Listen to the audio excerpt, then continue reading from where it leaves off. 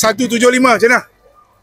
Tak tahu pun nak untuk podium, memang target podium, cuma mungkin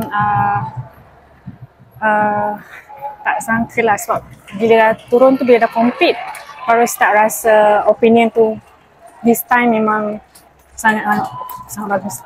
Daripada sebab last year I full year injury, saya hampir setahun lah saya buat recovery, training light je, saya memang tak fokus untuk competition, tapi ada pergi game is just for feeling macam mana condition saya last year.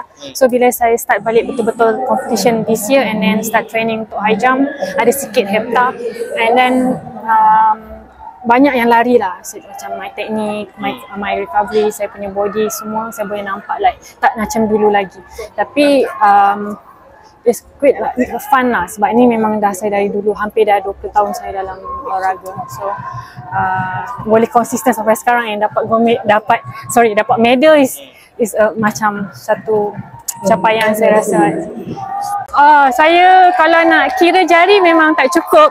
Actually ramai sangat yang support saya. Ada yang kenal saya daripada saya start dalam sukan obviously daripada first time saya SEA Games di Korat, Thailand. So this is yang kedua. Tahun bila tu? 2007, masa umur saya 16, is high jump. So this one come back to Thailand, high jump jugalah. Yes. So dapat bronze.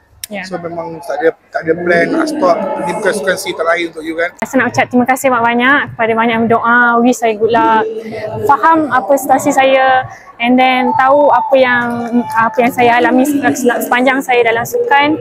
Memang saya tak boleh balas apa-apa yang saya cakap, thank you so much.